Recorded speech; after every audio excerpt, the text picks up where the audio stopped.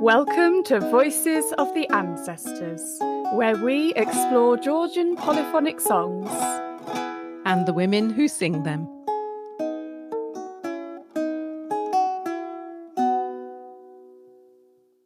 Hello from Tbilisi. Your hosts are reunited. I'm on my second day here and I'm in Susan's apartment. And today we are super excited for today's guest editor episode. You're going to have such a journey around crunchy vocal music from Georgia and beyond. Oh, yes. Today's episode, we're shaking things up. So the voices today are not Holly and Susan, your usual hosts. Yeah, today we've handed over the keys to the editing suite to our good friend Jen Morris, who you might have heard in our very first episode. Now, Jen leads a vocal ensemble in Seattle called 145. And if you're new to the podcast and this is the first episode you've ever listened to, welcome. I hope you'll enjoy the women's voices you'll hear. This podcast, it gives an international platform to unheard stories. You're joining a community of listeners from France to Finland, from Jen's native Bay Area in the States to our beloved Georgia. We really love hearing from our listeners.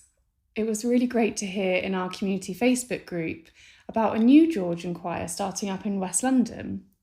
Oh, yeah. And then there was one of our supporters who got in touch because she'd listened to all of our past episodes over the ironing and then brought us an extra cup of coffee on Ko-fi. Oh, yeah, and there was another thing this summer. It was really great to meet our supporters in real life, in the flesh. Oh, yeah. At the Omnibus Theatre in Clapham, where we were performing our theatre show, Voices of the Ancestors, on stage. And then there was the excitement of getting our first ever patron on Patreon. And they've helped us get one step closer to funding the next series of the podcast. So yeah, do get involved and get in touch. It's an interactive thing. So we'll keep you updated with our stories on Instagram and Facebook. And yeah, we'll put all the links to these things in the show notes. So just check it out.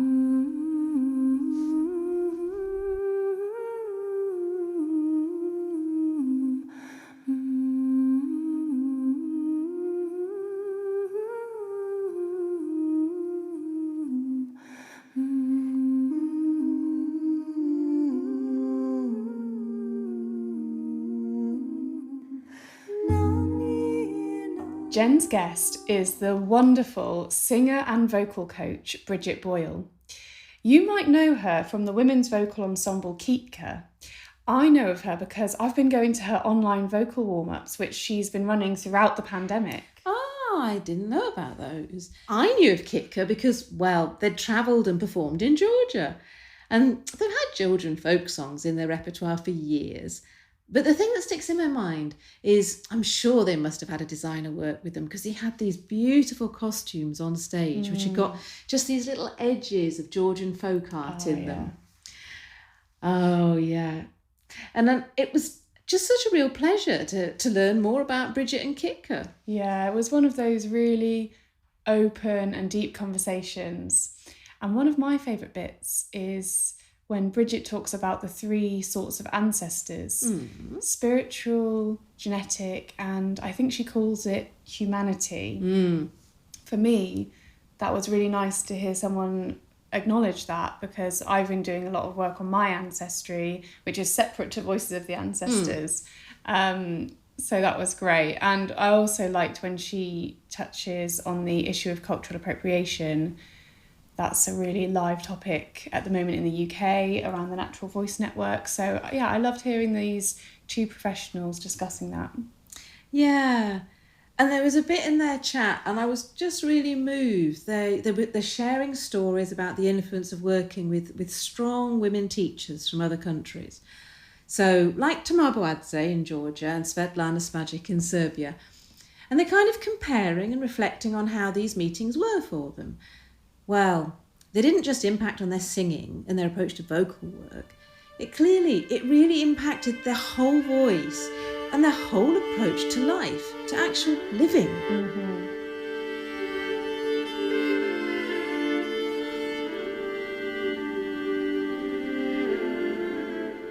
Thanks very much, Holly and Susan, for that introduction.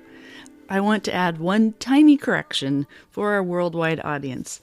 While I was indeed born in San Francisco, California, and one could technically say that I'm from the Bay Area, I currently live in Seattle, Washington, which is 2 states north of California. Briget lives in the San Francisco, Oakland Bay Area, where she sings with the Balkan Women's ensemble Kitka and her Balkan American trio, True Life Trio. She is also a solo recording artist and a vocal coach dedicated to helping people find their authentic voice. When Holly and Susan asked me to be the guest editor for their podcast, I immediately thought about how I could bring the West Coast perspective to Voices of the Ancestors. Briget and I both live on the westmost edge of the United States, with the Pacific Ocean to our west and mountains to our east, and we are both 11 or 12 time zones away from Georgia, depending on the time of year. When you are a woman who loves Georgian music, who also happens to live 6,000 miles away from Georgia, you pay close attention to when you find your people. Although I don't know Briget well, I knew there had to be a special reason why singing Georgian and Balkan music next to her felt so satisfying. In my interview with her, I think I discovered several reasons why that might be true. Have a listen and see what you think.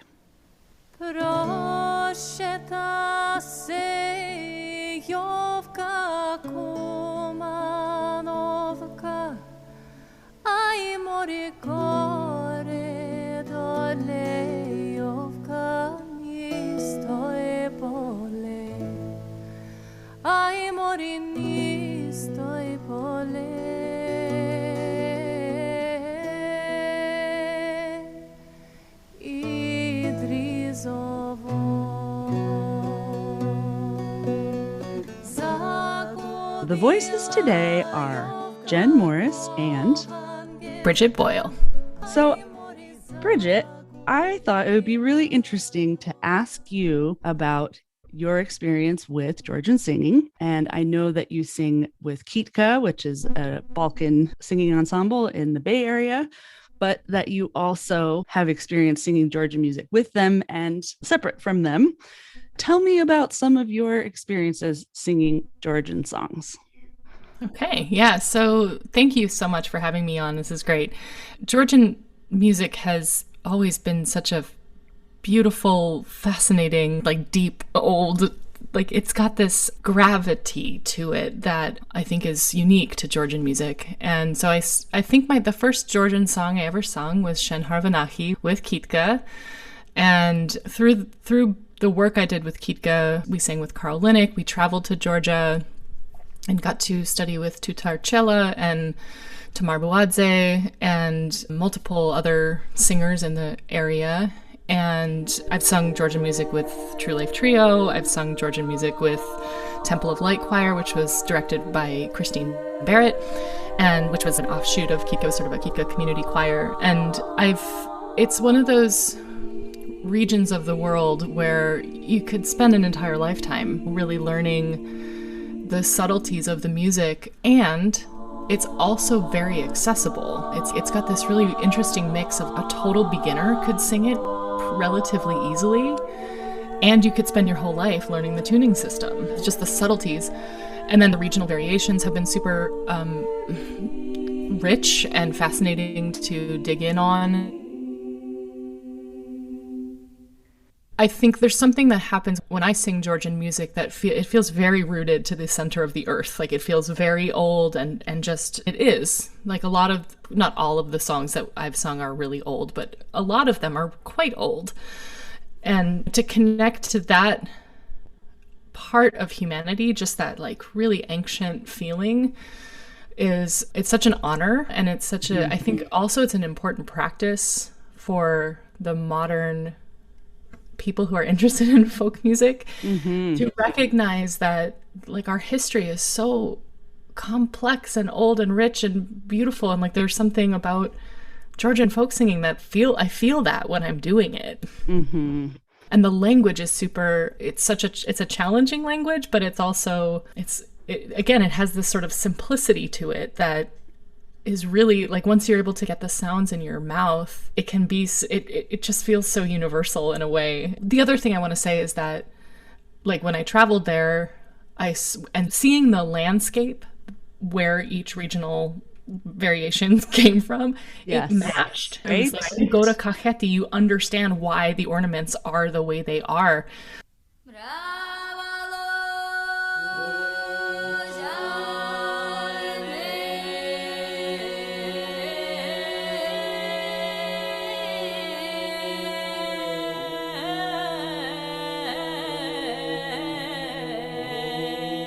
And it reminded me of my first trip to the Balkans, where I was like, oh, I get why the music sounds this way. And it makes me wonder, as an American, like, how can we create music that like sits within the land that we're in? Because I think music it's this universal language. It's the connection between like human and earth and animals, and it's just, I could go on. Yeah. Oh, I can definitely relate to that feeling of feeling rooted in the earth, and that you can feel the music from the land around you. And what you said about the landscape, or the music sort of mimics the landscape. And that's a very familiar feeling for me. I remember when I was in Guria, I was in Bukisike, and you know how some of the Gurian parts have the kremachuli, or the top voice, and sometimes it's like dim diddy dim or dim diddy wow. And I swear to God, I heard a bird outside the window that was like dim diddy wow. I'm like, what? Yeah. The birds do that here. Like, of course that's what's in the music. It made so much sense. Well, let's go back to talking about working with Tamar Buadze and Tutarchela. So that was something that I kind of watched from a distance and thought, oh, this is so cool that they're doing that. Like, oh. I had been to Georgia earlier that year for the first time with Carl on one of his trips. And we had stayed in the same place where you all were, on that like very recognizable red couch with a red velvet couch that goes all the way around the room. And so it was so neat to see, like, I was there, I was in that space, and now they're in that space and they're singing with these women. And so I guess one thing I wanted to ask is that for me, most of my experience going to Georgia, learning songs in Georgia, has been learning from men, and not only men, but old men. Yeah. What was it like learning these very old, very traditional songs from women? And was that different in any way? Oh, absolutely. I mean, yes, I'd say it was. And I think part of what was different was that I think Tamar really comes at music from like a revolutionary place, you know? And I'm just getting chills. Wow. She's so powerful in her vision of what Georgian culture can become, and how women singing traditionally male men's music she's breaking all the rules. Yes. Like, she is just, I'm just gonna do this because this music is amazing, and I don't, and I feel like it's like I barely even remember what songs we learned or like the actual musical exchange, but I remember, and this is something I've recognized from working with so many mentors over the years, I remember the like messages about music more than the music itself sometimes. And from her, I just remember her saying, we sing like men, but we sing from this feminine, like, we are empowered women, and we're shifting the model of how Georgian music is expressed. And it's beautiful. It was so powerful to be around. It was like, I just remember sitting in that living room. I do remember sitting in the living room and being surrounded by this like incredible group that they opened their mouths, and the sound was, you can't even describe it. It was so like integrated, like instantly integrated. There was no question of anything. Everybody knew their role. Everybody did their role. Everybody held the song. It was like the song, you could feel that the song was the center of the energy. Like, it wasn't about any individual. And I love that about Tamar. I feel like she's a song carrier, you know, in this way that her connection to it is so deep and beautiful. And then the other thing I want to say about Tamar that I've seen over the years is just her interest in like cross-cultural exchange, and that Yes.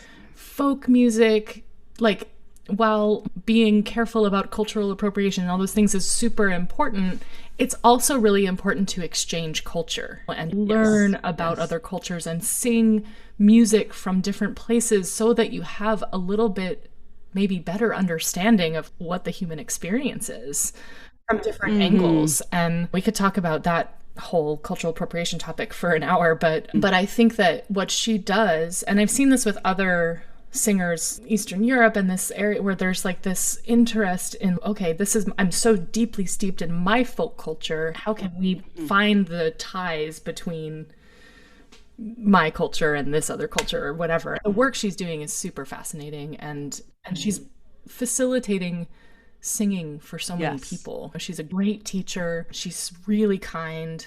And Kitka got to work with her during the pandemic a little bit. We did a couple Zoom calls with her. Nice.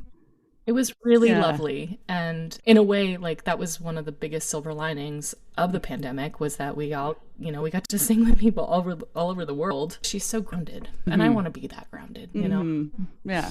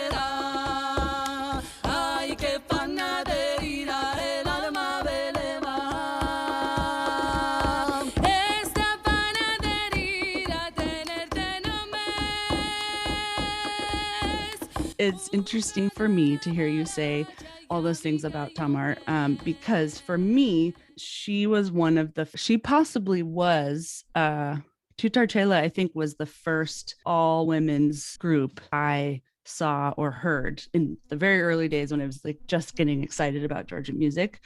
And at that time, there was not a lot on Google or YouTube or Amazon or anywhere. But I remember finding this movie called Like Air to Breathe, which the translations is not great in English, but is something like the air that we breathe. It's like, it was the film in German and English. No, it's not in English at all. It's in German and Georgian. Oh, wow. And it's a DVD.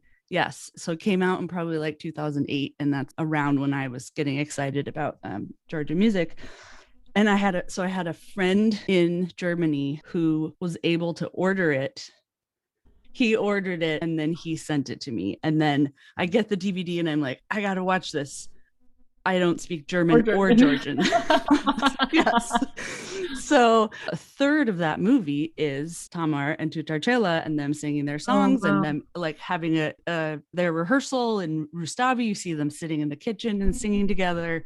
And I printed out all the lyrics. That's basically how I learned how to read in Georgian, was by reading the titles of the songs that Tutarchela sings. Wow. So like I have this very special place in my heart that's like, what is happening over there?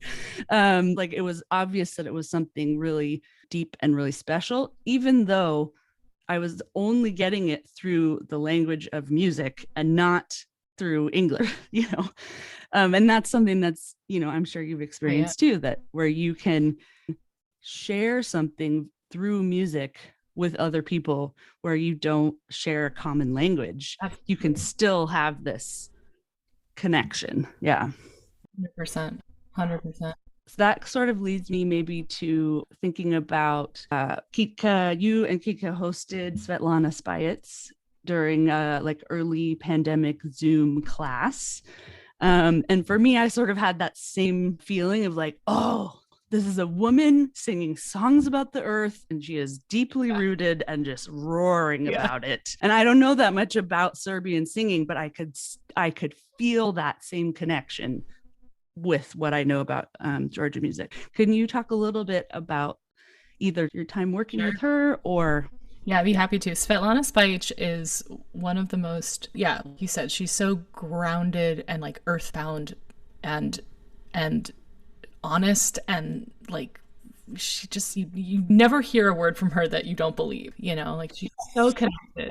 Right. It's really deep and rich and low and, rangeful for sure. So my history with her, Kitka worked with her, in 2000, maybe 10 or so, or 11, for a program called Singer of Tales. And she, wow, just thinking about it is making me a little emotional. It was so beautiful. She was somebody who really pushed Kitka to think about how we could bring our own language to folk music, to like traditional singing styles from Serbia, which was super interesting. I was really resistant to it. I was like, you can't sing Serbian style music in English. I hate English, not that I hate English, but English is, I don't know.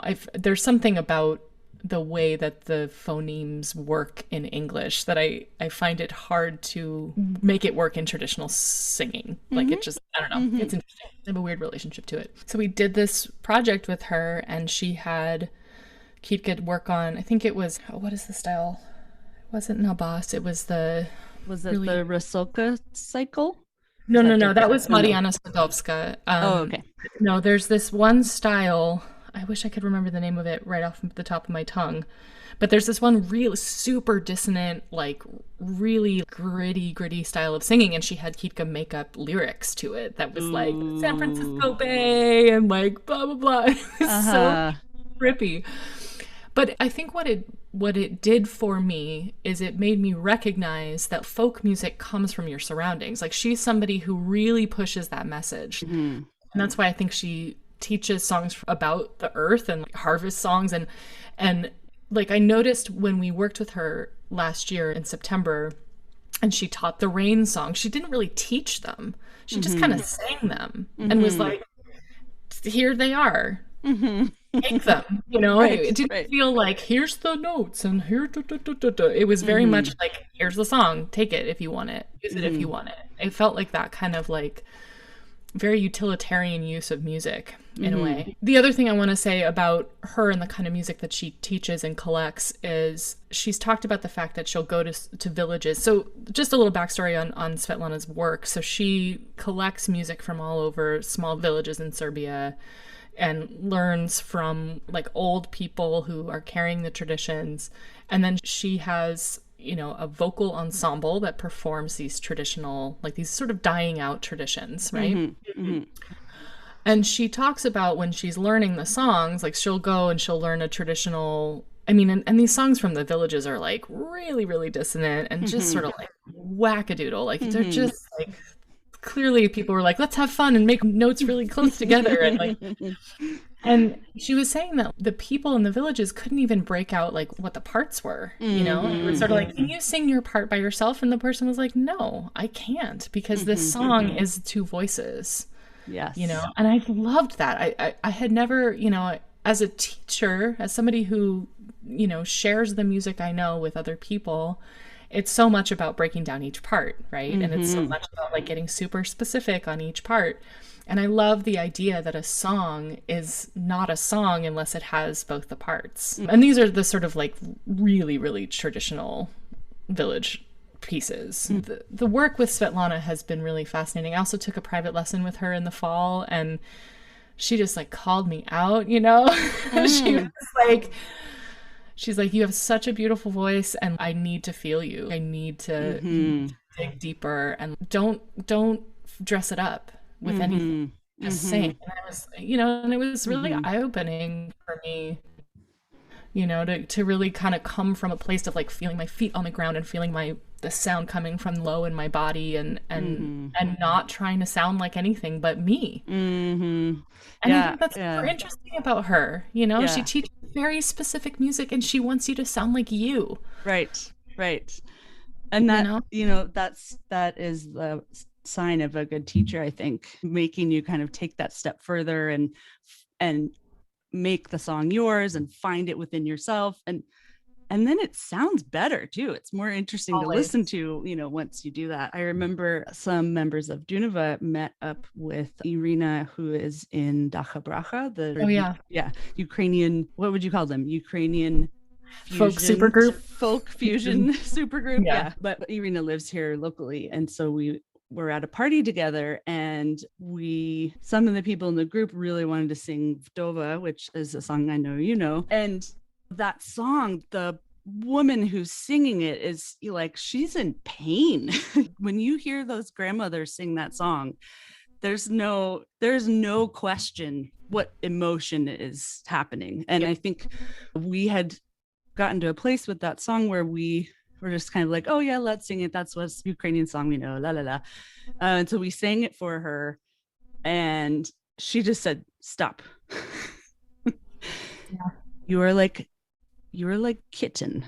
You're like a kitten that is just like meow, meow, meow, meow. Like you need to be, big, like tiger roar, this really big voice. And to have her say that, like, no, this is not. And I think sometimes we forget what the language is about. Like, what words are we singing and what emotions are we conveying? And not just, this is number 7 in our set list, like, let's just sing it like we always do, So I always appreciate it when there are teachers like Svetlana, like Tamar, who say, that's nice, and now really give it to me.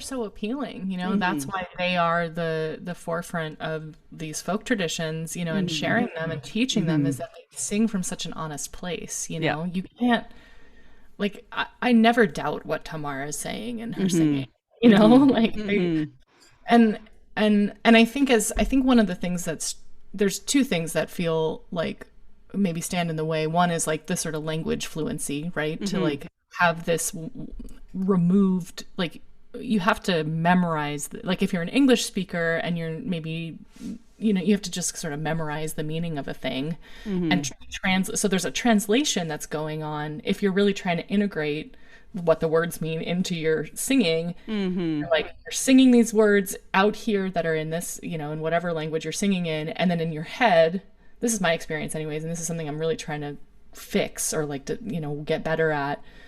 Like, in my head, I'm thinking in English, right?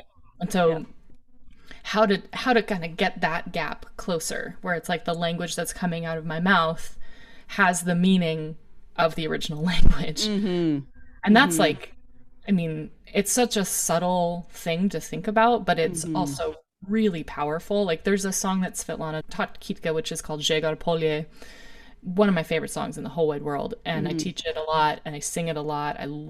And it's one of the songs where I feel like I am inside of that song. I've never been to Žegar, but it is the most beautiful place on the planet. And I know exactly how it looks. I know exactly how it feels. It's really bizarre. And, and if I could do that, or if all of us sort of once removed people can like integrate in that way, I think our music would be so much more interesting and it would be less pretty. Pretty is not something, I mean, I know, a group of women's voices together, we make pretty sounds. Like, that's part of, but I think what's interesting is when we make less pretty sounds, and we sound, and we sound like real.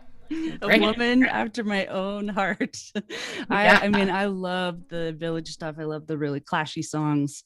I kind of seek that out, if it's so clashy, it's like minor second, less than a minor second. But you can feel your molecules rearranging. I mean, you can feel the vibration through your whole body. And, if you're open to receiving that, it's very powerful. And I think some people, it just makes them uncomfortable. Like when Dunava has performed particularly Serbian duet songs where their harmony is just so tight, so close. Sometimes people will laugh at the end. Oh yeah. Yeah. But it's uncomfortable to hear this thing that's so different than what we're used to hearing. And then also maybe they feel it in their bodies, but they don't know what to do with that feeling. Absolutely. Mm-hmm.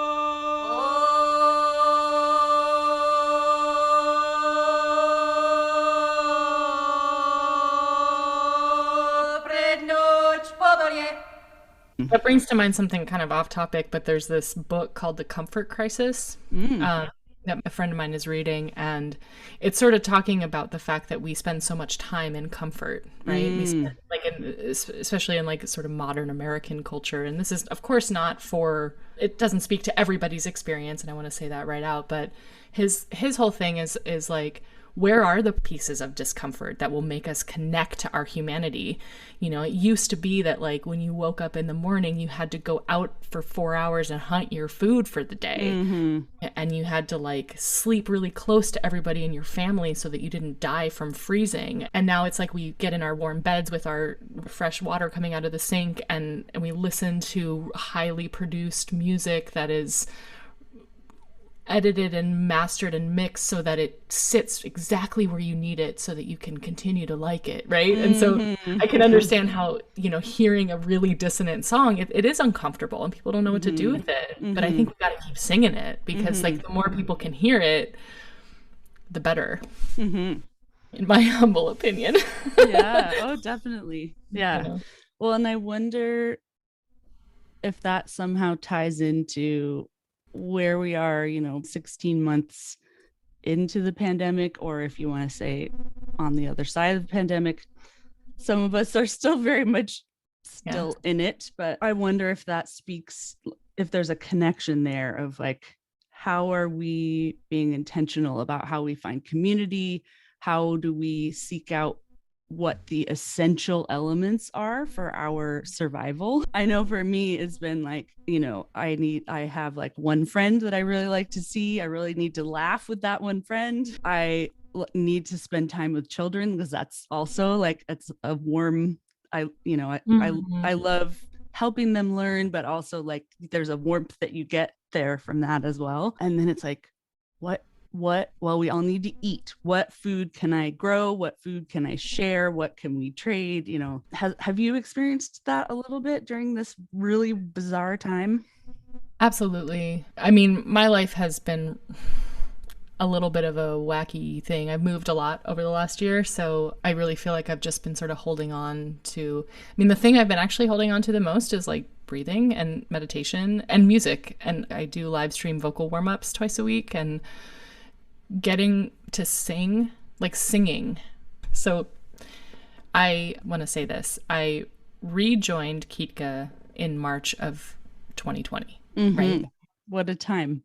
Right before the fucking pandemic. Yeah. Right before it. I was like, they came to me and they were like, my father passed away in the end of 2019. And about 6 weeks after that, Kitka, because I had just done winter songs and they were like hoping to find a high singer, like, and they were excited to collaborate with me again. And I was like, okay, this is a time where like my dad would really be proud of me if I rejoined Kitka. And I get to sing, and like they're about to work with Svetlana Spajić, who's an amazing Bulgarian singer for this project. Great, I'm gonna do this. Boom, shelter in place. And it became a Zoom group. And it was like, it was such a weird thing, you know, I just felt so strange. So I knew that I needed to find a way to sing. I needed to find a way to connect to my voice. And the best way I could do that was through teaching and through sharing what I know about singing with other people. And so I started doing the live stream vocal warm-ups, and it feels essential to my life now, 100%. Like, I have to sing. I can't not. When I don't sing, I feel awful. And when I do sing, I feel a lot better. And I don't think I really realized that before. I think I took it for granted. And I think during the pandemic, singers were one of the most impacted groups. Like, our activity, the thing that we do, the thing that we love, could kill everyone around us. Right. You know, like, oh my God.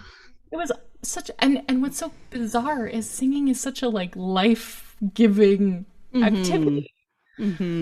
Anyway, so that's one of the things that I found super essential and really helpful, especially when my life was not grounded, you know, and it was a really good way for me to center in. And, but yeah, I mean, I rethought so many things this last year. Yeah. Like, I feel similarly as far as like needing to sing with people. And that's my, like, if I were to make my list, my hierarchy of needs for, you know, mental and emotional well-being, like singing with other people. And I would now say add in person.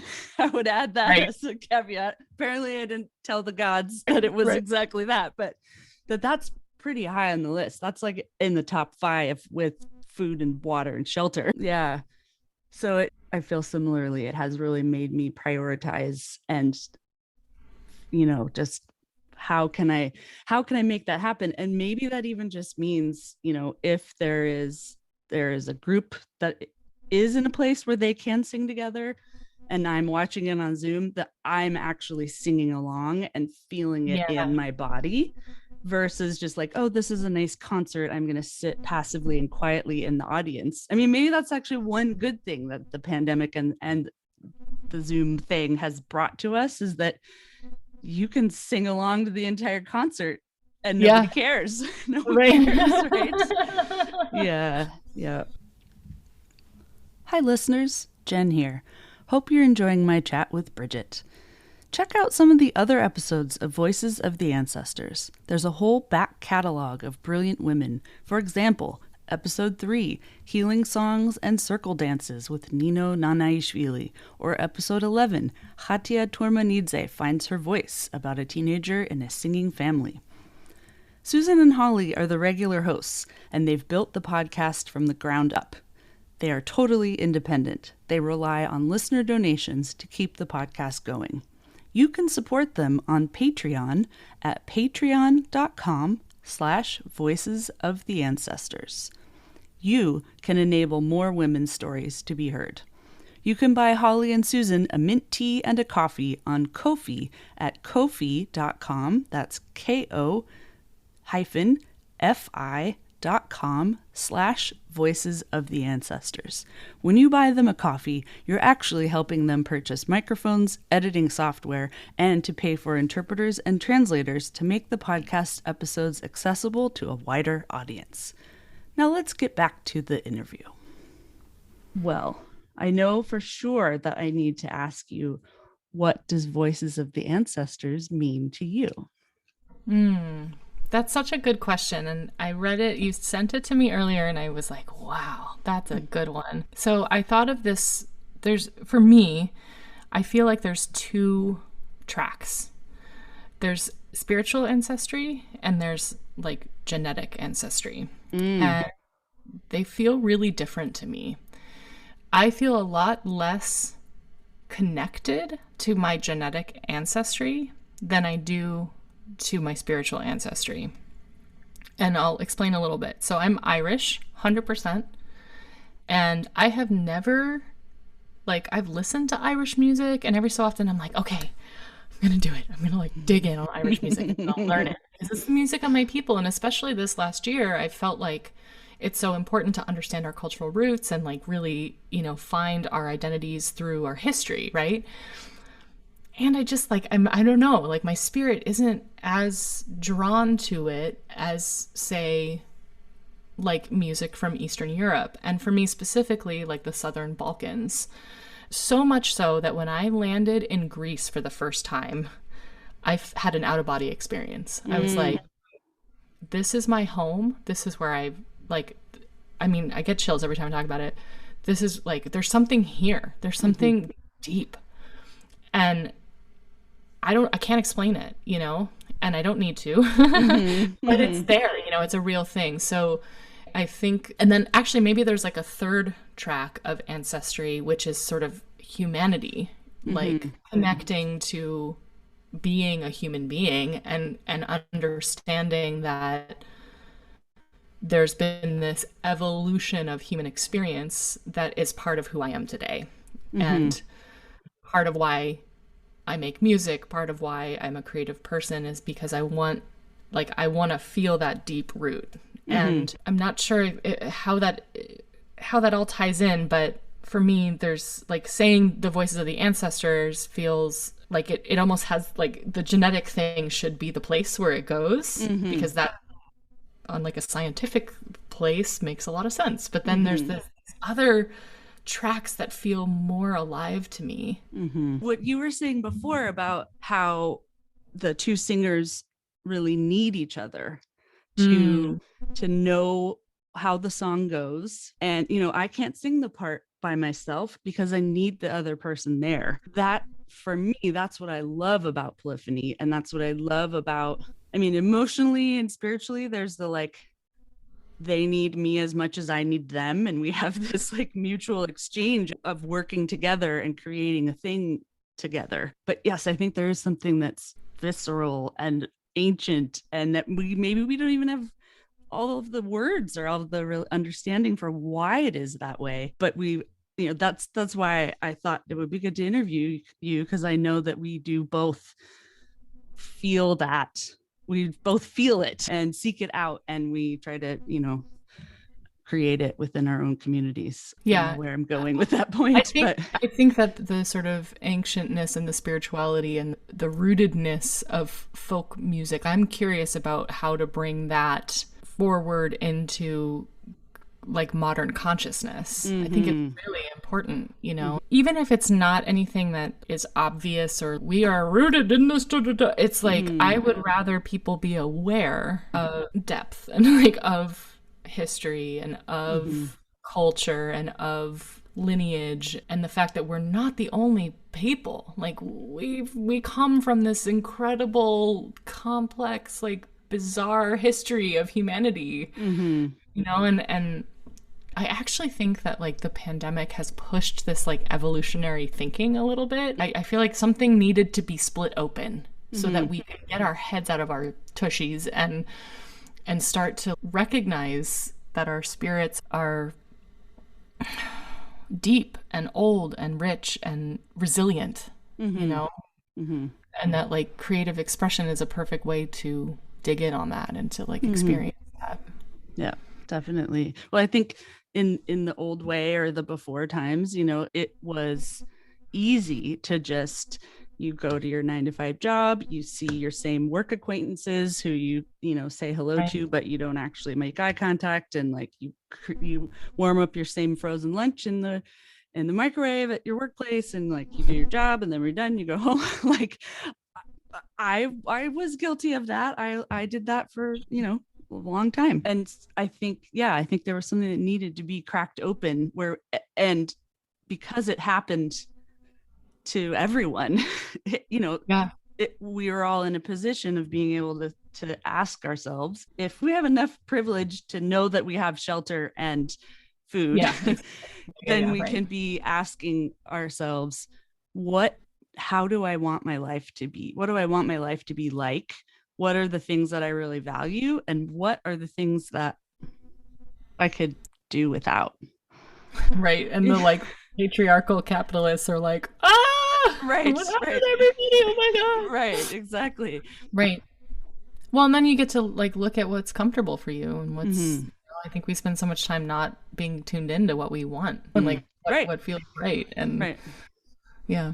Yeah. So yeah, I guess there have been some good things that have made a lot of us tuning in to what feels right, I think is just a good way to summarize all of that. Yeah. I thought of one more thing just because we're still recording and I didn't ask you about it. Another reason that I asked you to the podcast was that I feel like there's this, we kept talking about culture bearers and people bringing songs places. You actually brought a song to me, which was very special. You came to Seattle and taught a workshop, and I want to say it was probably like 2009 or 10, called Bedinera. It's a wedding song, 3-part song from Policarpe Hubolava's repertoire. Yeah. And you taught that in a workshop, which looking back on it now, that was a bold move, I have to say, because that is not an easy song. I mean, talk about polyphony. That's some twisty stuff. But you taught it in the workshop. I had all of the recordings.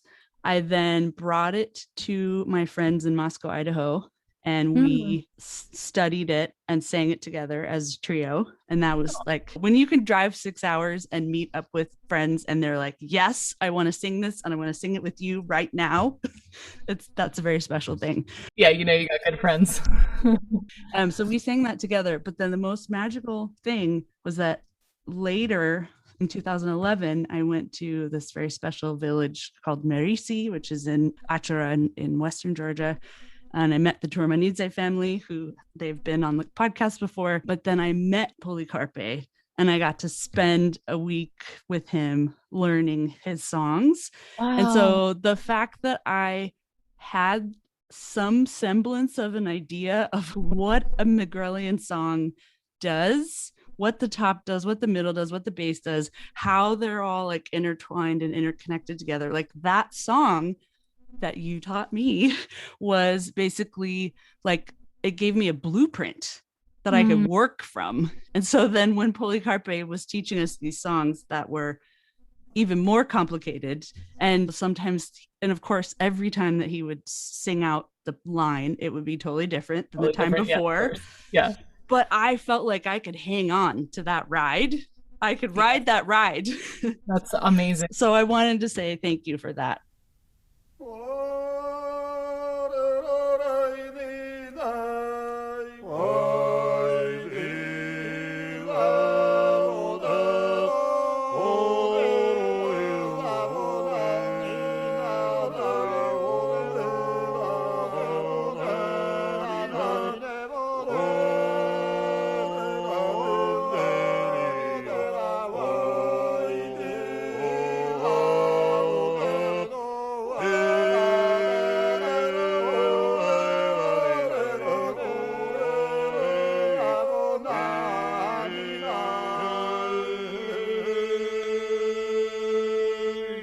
Did Carl Linnick teach that to you? Yeah, and then Carl Linnick. Yeah. It was in the context of Kitka. We learned it from Carl during the Kitka and Trio Kafkazia concert series that we did. Yeah. So it went all the way from Poughkeepsie, New York, then it went to the San Francisco and Oakland Bay area. It came up to Seattle, and then it went right back to where it came. Oh yeah, before Poughkeepsie, New York, it came from Policarpe in San Miguel. Yeah. So then it should be able to like complete that circle. Just felt really magical and really special. So thank you for that.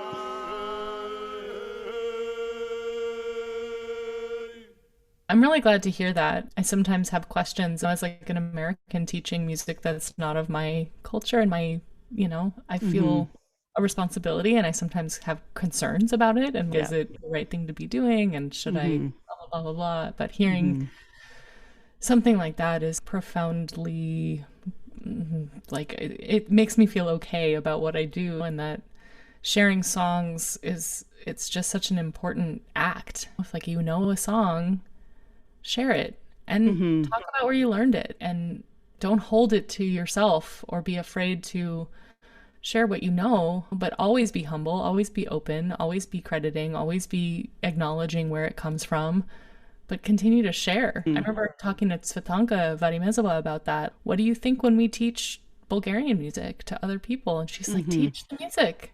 Teach it. Go. You know it. I've given it to you. Go. You know? It's it's really reassuring to hear you tell that story, and what a cool story.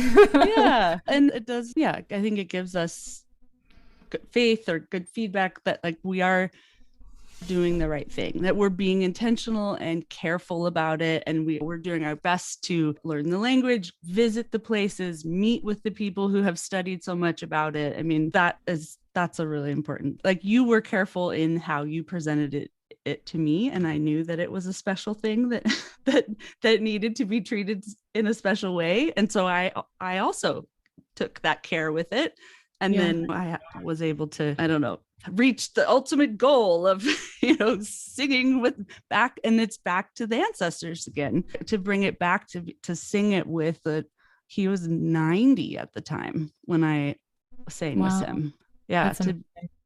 So to bring it back to the roots and back to the earth from whence it came, that's a really special thing. So what an amazing opportunity. Yeah. And the other thing I want to say is, if people out there want to sing this stuff and they don't have the opportunity to travel to Georgia, I think you can still sing the music and do your homework and talk to the people who have had the opportunity to go there, and talk to, especially now with the pandemic having broken down all the walls because of the internet, we can have Zoom meetings and Zoom calls with people who carry these traditions. And a lot of people don't really want to do that. But I think that there's ways that if you don't have the means to travel to the places and to pay the mentors for their time, you can still learn the music, acknowledge the sources. I think that it's so important to recognize that continually learning and continually asking the important questions and paying attention to the language and paying attention, really deep attention to the context in which the songs are sung. Like those, I don't know, I feel like people should have the freedom to know that they can do it. You're interested, follow your interest. If something sparks your joy, put attention toward it. Yeah, definitely. Agreed. 100%. Awesome. Okay. This was like the best. Thank you. Thank you. I'm so glad you had so much interesting stuff to say. And thank you for that. You're welcome.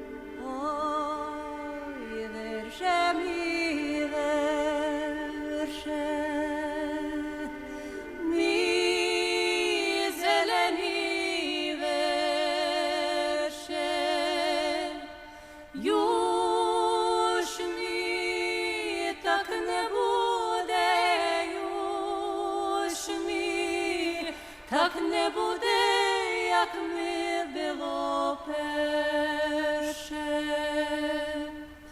Юж ми, так не буде, юж ми, так не буде, як ми було перше.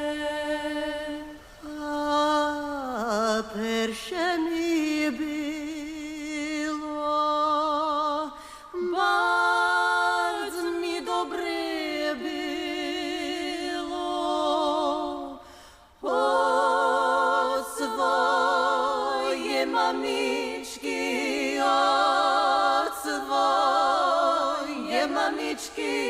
не ходити біло, от своє мамічки, от своє мамічки, не ходити біло, не ходити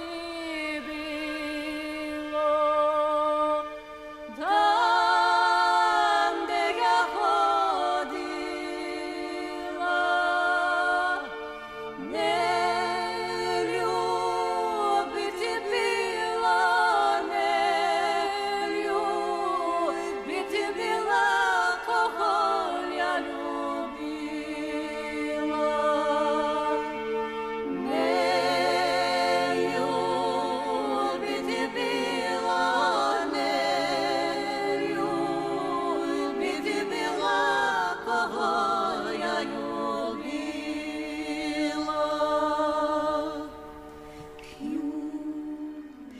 In this episode, you heard snippets of 3 songs from Briget's True Life Trio album, Like Never, Like Always. The songs were Mother Moon, It Will Never Again Be What It Was, and Love. Next, you heard Kitka singing Shen Char Venachi from their album The Vine, followed by Mokle Mraval Jamier from Ensemble Zedashe's album Our Earth and Water. Tamar Buadze and Teona Kutsia sing a mashup of a Spanish song and a Laz song simply titled Espanur Laz, which is available on YouTube. The percussion you hear is the 2 of them clapping and slapping the table. I encourage you to look that one up. You heard the opening verse of the Ukrainian folk song Vdova, sung by Ukrainian ensemble Drevo, followed by Dunava's Serbian medley from our album Behind the Veil. Finally, you heard Polikarpe Hubulava and a trio singing Bedinera from the CD Teach Yourself Megrelian Songs. And then last, Žegar Polje, or Žegar Field Feeds My Lamb from Svetlana Spajić.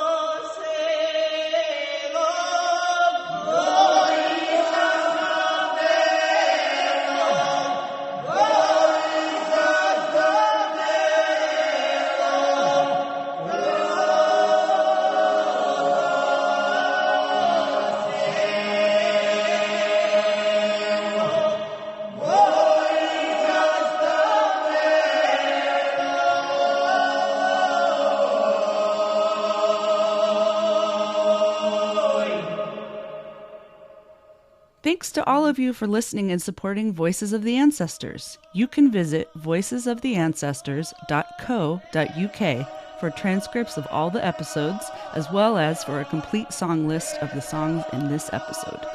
Hope to see you on Holly and Susan's Patreon at patreon.com/Voices of the Ancestors. Until next time.